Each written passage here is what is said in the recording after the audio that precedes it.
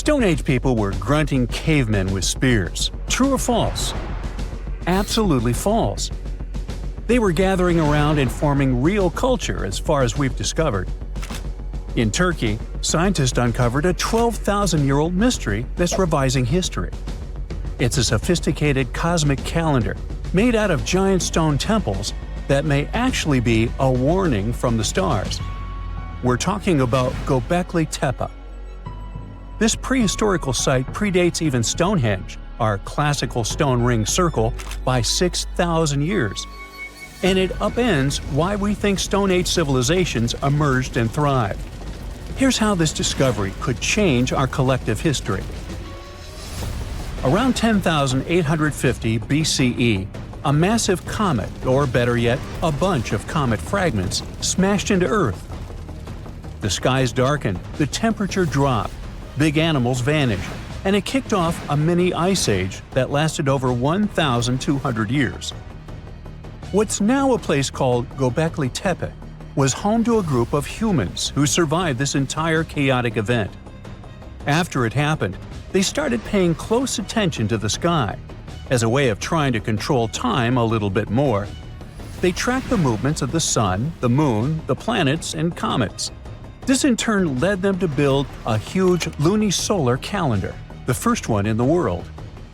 Now, if you were to tour around this classic Stone Age monument, you'd see that not all the stone pillars are blank. Some of them have carvings, like this main one with a bunch of V's on it.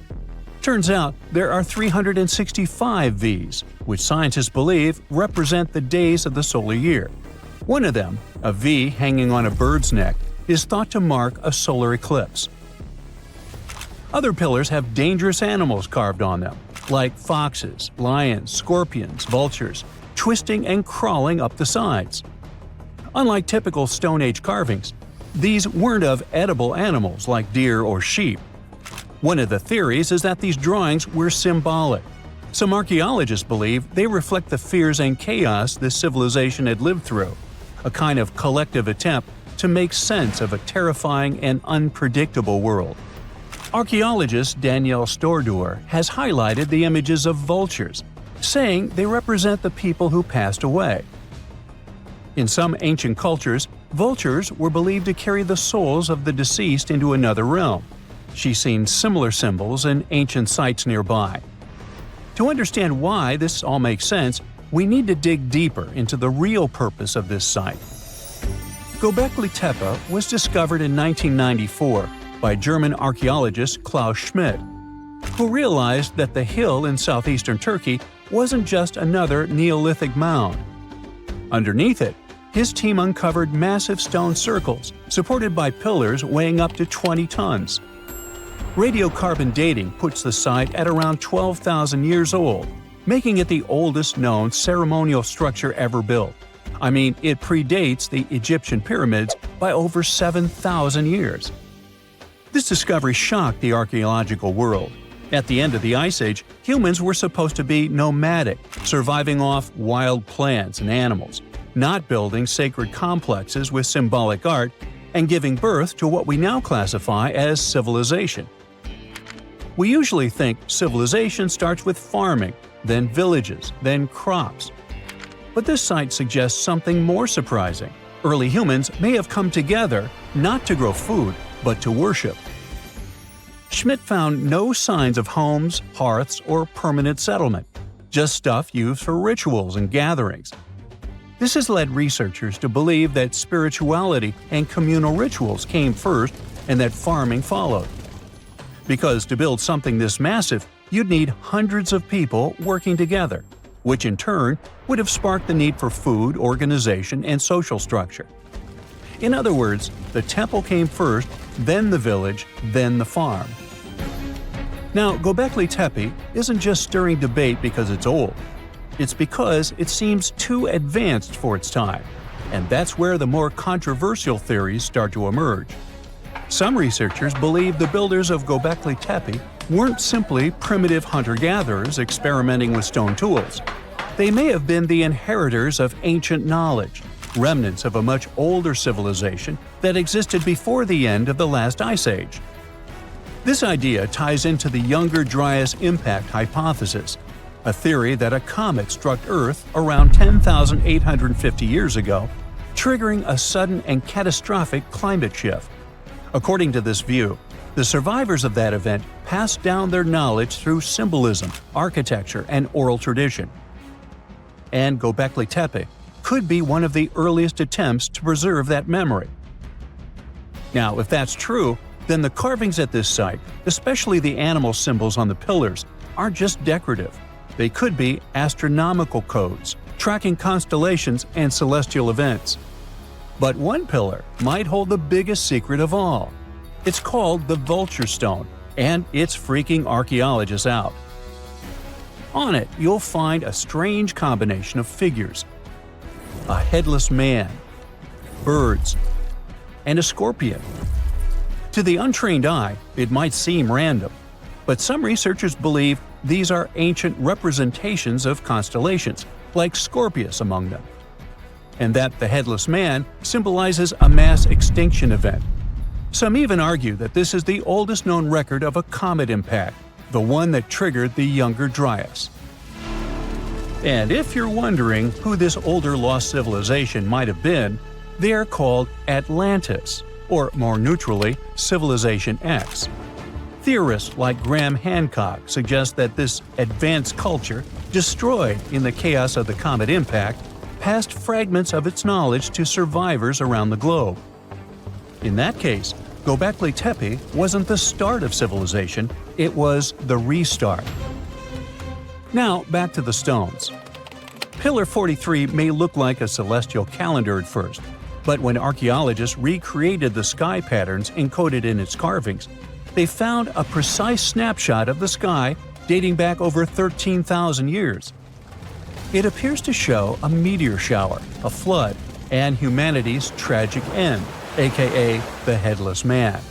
A snake rising from the ground might even symbolize tidal waves or destruction coming from below.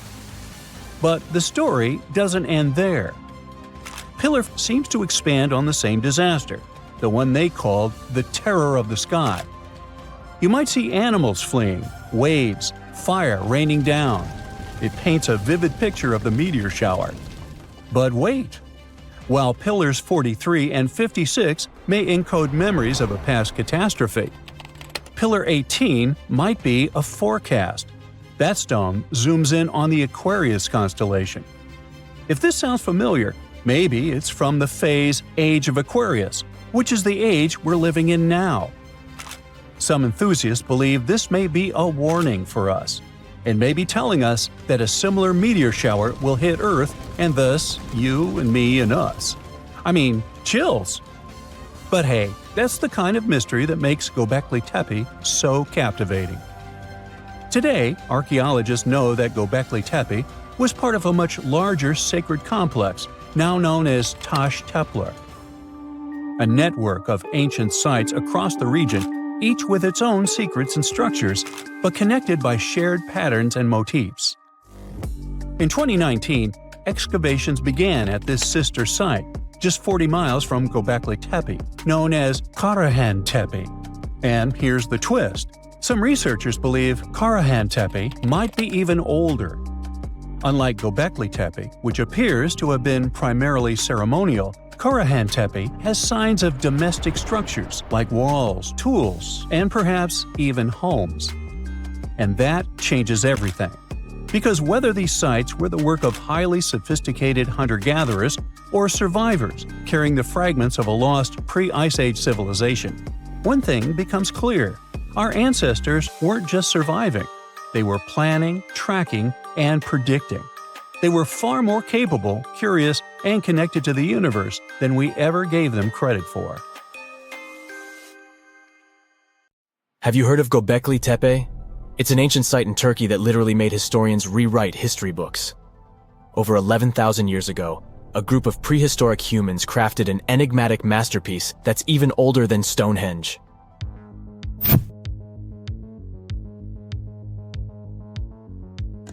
Before its discovery, archaeologists believed that people didn't know about iron and weren't good at making pottery. They were sure that settled life only emerged with the need for agriculture. But Gobekli Tepe changed this belief.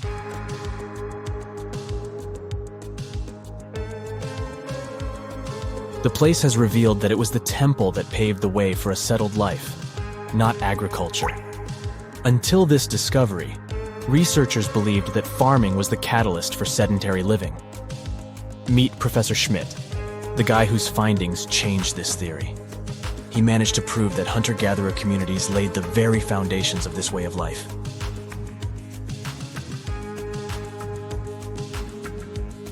Back in the 1960s, other archaeologists visited the area, but they totally missed the mark.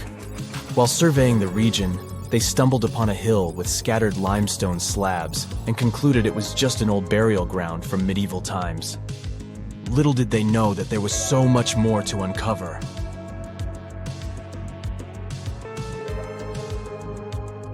In 1994, Schmidt embarked on his own survey of prehistoric sites in the area. Surprise! He instantly realized he had discovered something truly extraordinary. Unlike the nearby flat and barren plateaus, Gobekli Tepe had a gently rounded top, rising 50 feet above the surrounding landscape. Funny enough, the translation of this place's name is Potbelly Hill. Schmidt was sure only humans could have made something like this.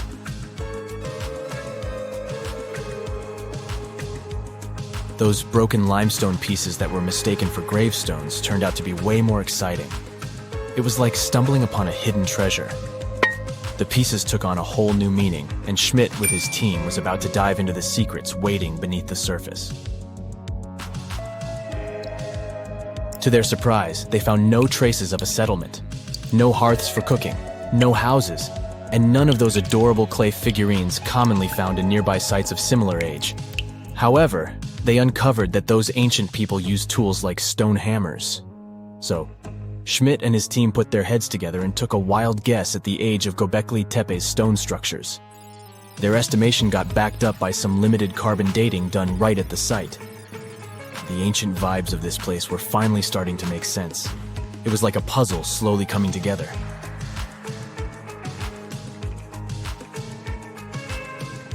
You may think that back then, people didn't have special tools to create something as cool as Gobekli Tepe. Not true. Turns out, these prehistoric folks used flint tools instead of fancy metal chisels. They were also skilled at chipping away softer limestone and crafting pillars right on the spot. Afterward, they carried the pillars a short distance to the summit and placed them upright. Once the stone rings were complete, they covered them with layers of dirt. Over time, they added new rings, and voila! You've got a cool hill to impress people in the future.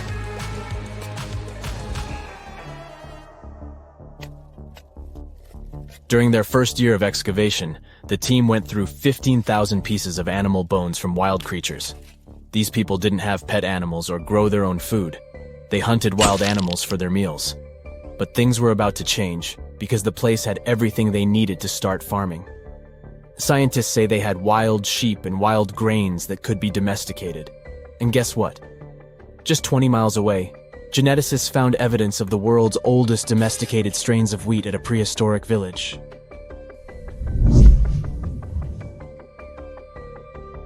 These amazing findings have completely changed how we view civilization. In the past, experts believed that people needed to learn how to farm and settle in one place before they could build temples and develop complex societies. But guess what? Schmidt's research flips that idea on its head. He claims that the incredible effort put into constructing these astonishing structures actually set the stage for the development of advanced societies. It means that societal and cultural changes happened before agriculture. Schmidt has this fascinating hypothesis about Gobekli Tepe. He thinks it could have been a special burial site where people left their loved ones. And here's the twist. The burial site was adorned with fancy statues and symbols representing deities from the spiritual realm. The idea that Gobekli Tepe could have served as a sacred place adds another layer of complexity to the whole story. While the site's true purpose may remain elusive, Schmidt's insights invite us to consider the profound interplay between life and the afterlife, and the deep reverence ancient hunter-gatherer societies may have had for their departed ancestors. Now let's talk about the stars of the show, the mesmerizing T-shaped columns that dominate Gobekli Tepe. These mysterious structures range from 10 to 20 feet tall and most likely represent stylized human figures. But one figure stands out from the rest, the three-dimensional lion relief. This depiction really fires up our imagination. Why? Because it hints at the possibility that lions roamed Anatolia during the Neolithic period.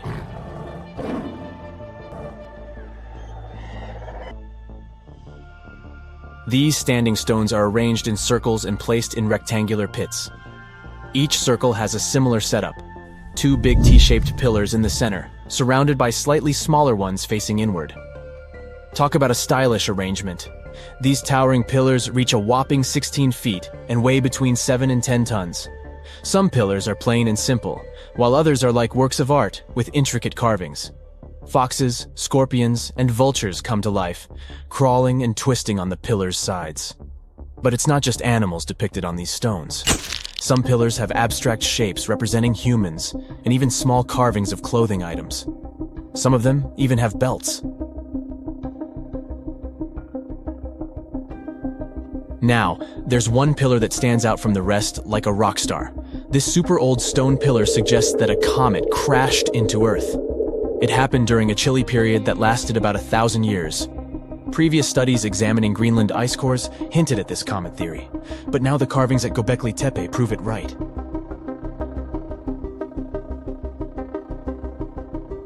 The carvings on the pillars are like a historical comic strip.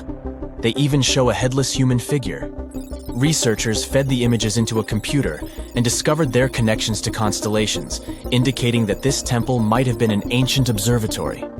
It's like our ancestors were trying to document this cataclysmic event in their own unique way.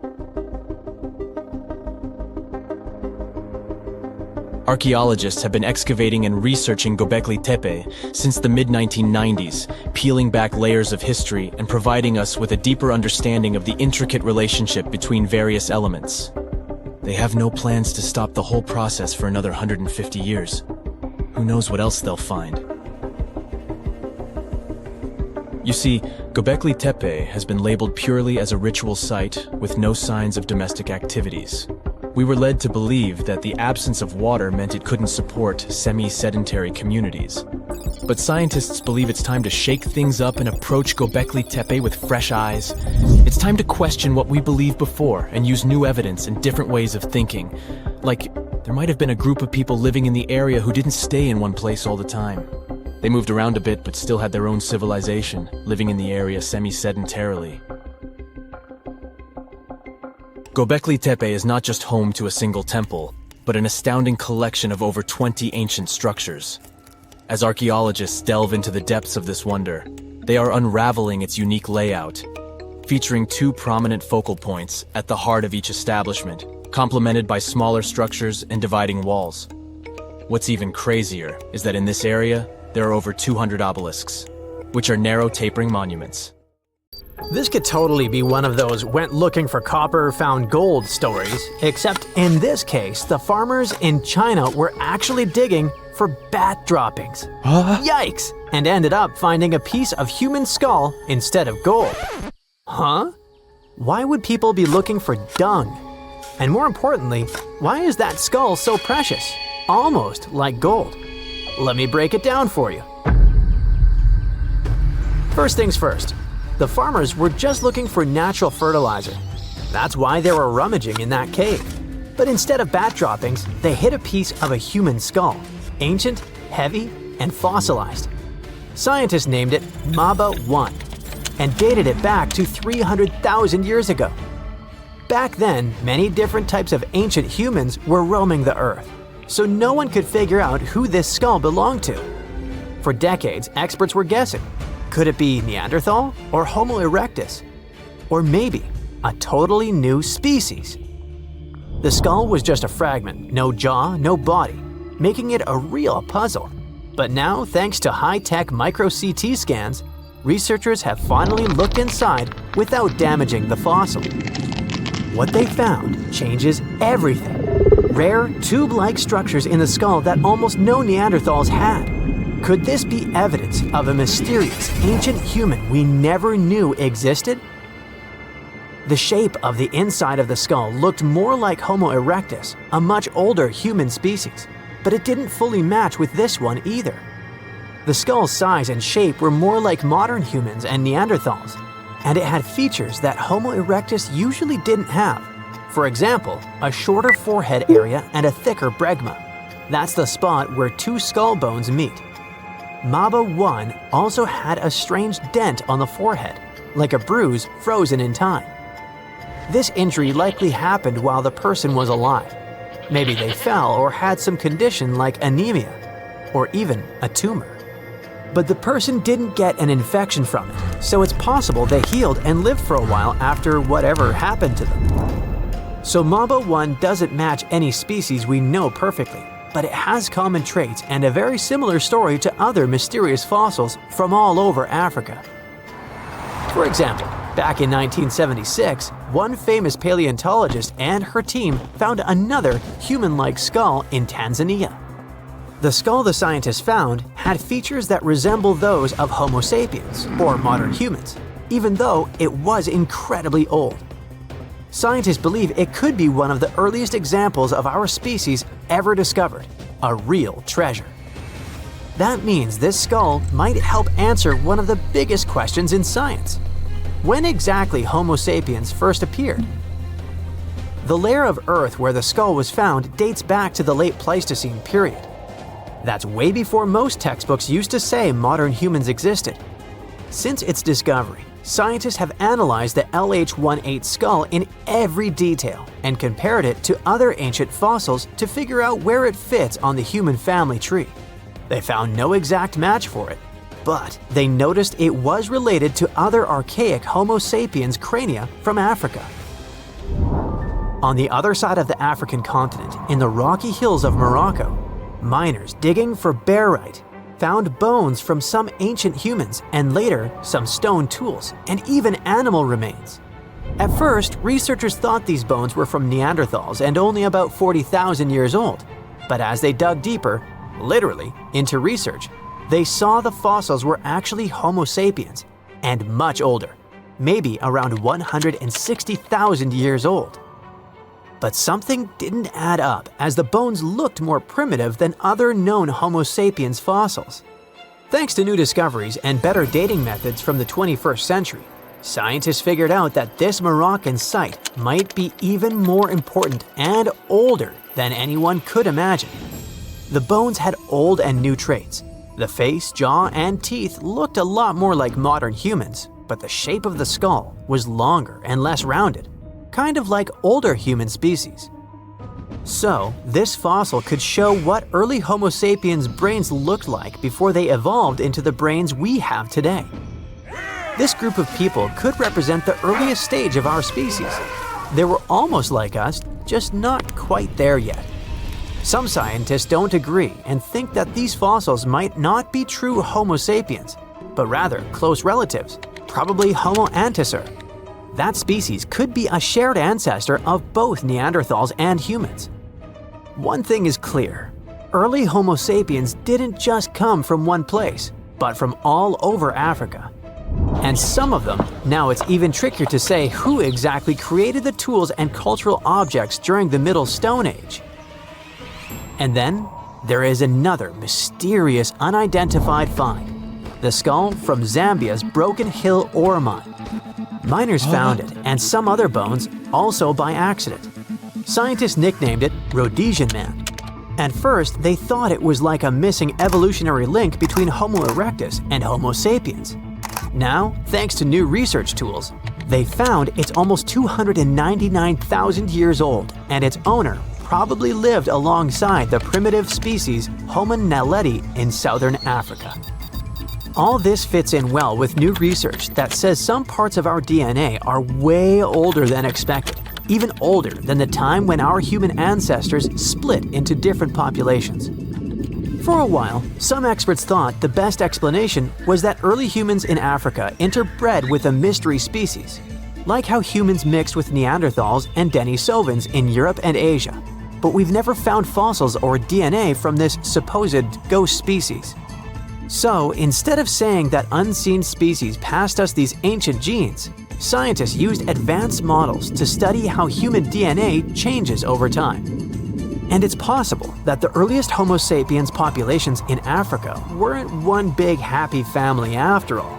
Between 1 million and 100,000 years ago, Earth went through intense glacial cycles, freezing periods followed by warmer ones. These shifts forced human groups to spread out when land was good and then pushed them back together when conditions got rough.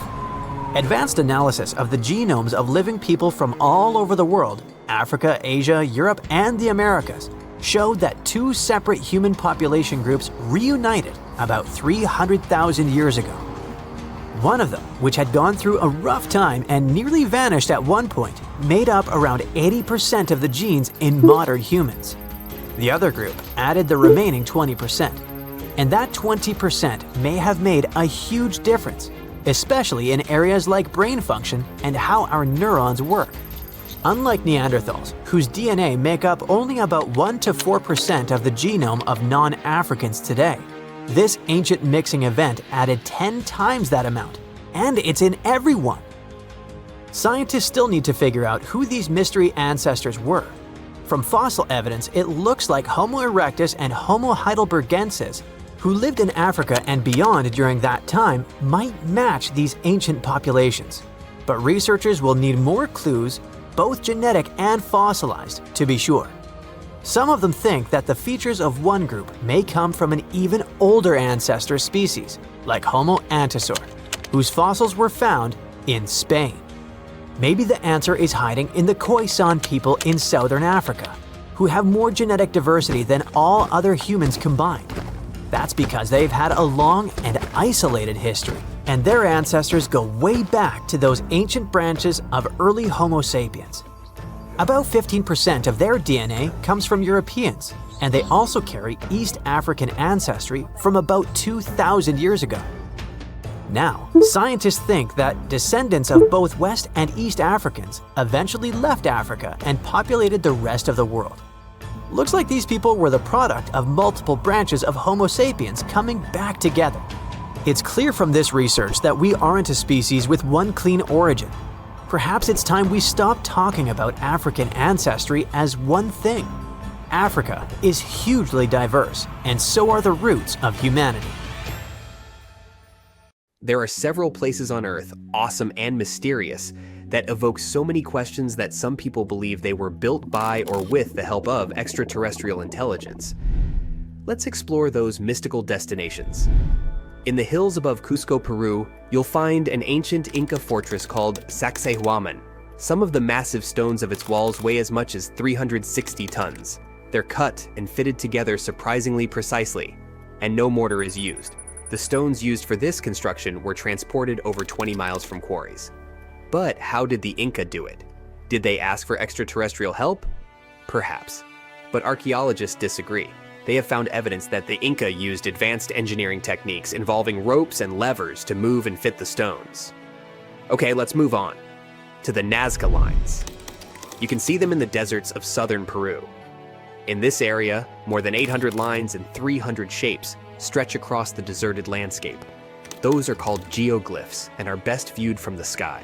That's how theories about alien involvement popped up. The lines were made by removing the top layer of reddish rocks to reveal the lighter ground beneath. And this is a pretty simple technique. You don't even need to use modern tools. The purpose of the Nazca lines is still a mystery, but most experts believe that they had some ceremonial significance. Now, the stone circle of Stonehenge must have something to do with extraterrestrial visitors, right? Those stones, some weighing as much as 50 tons, were brought from quarries hundreds of miles away. No wonder many people offered theories about alien intervention. Well, sorry to disappoint you, but archaeologists have proven that the monument could have actually been built with the help of technologies available around 5,000 years ago, such as wooden sleds and rollers. The exact purpose of Stonehenge is still under debate. Its builders could have used the stone circle to track the sun or to perform astronomy-related rituals. The next breath-stopping place on our list is the Egyptian pyramids, namely the pyramids of Giza just outside Cairo. They were built over 4,500 years ago. The largest of them, the Great Pyramid, is made of millions of 2-ton stones which are arranged with super precision. The pyramids also align with the stars of Orion's belt. And this makes some people believe that aliens might have helped to build these awe-inspiring constructions. Experts disagree. They say that although the exact methods the Egyptian builders used are still unclear, the pyramids are undoubtedly a human achievement. Ramps, levers, and a large workforce were likely used to move the stones into place. Then, how about Teotihuacan, located near modern-day Mexico City? Once, it was a thriving metropolis. The city was built more than 2,000 years ago, and its size and advanced architecture make people wonder if aliens played a key role in its construction. In reality, the city was created by several cultures, including the Maya and Zapotec. It was a center for trade, agriculture, and other activities, but it does have some connection to space. Its layout, with the pyramids aligned to celestial events, shows a deep understanding of astronomy. And still, it was the work of human hands. Now, let's travel to one of the most mysterious islands in the world, Easter Island. Nearly 900 stone figures known as moai stand there, some towering over 30 feet tall. These statues were carved from volcanic rock more than 1,000 years ago and moved across the island to their final resting places. This impressive feat, as well as the slightly creepy appearance of the figures, makes you think about some alien intervention, doesn't it? Well, another disappointment. It's believed that the Rapa Nui people used wooden sleds or rolling logs to transport the statues, and there's no evidence that extraterrestrials were involved. The last destination isn't even on Earth. In 1976, NASA's Viking 1 orbiter captured an image of what seemed to be a face on Mars. It sparked numerous theories about alien activity. The face seems to be staring up from the Martian surface, like evidence of the activity of an ancient alien civilization. But more detailed images from 2001, taken by the Mars Global Surveyor, revealed that the so-called face was just a natural mesa, an isolated flat-topped hill with steep sides.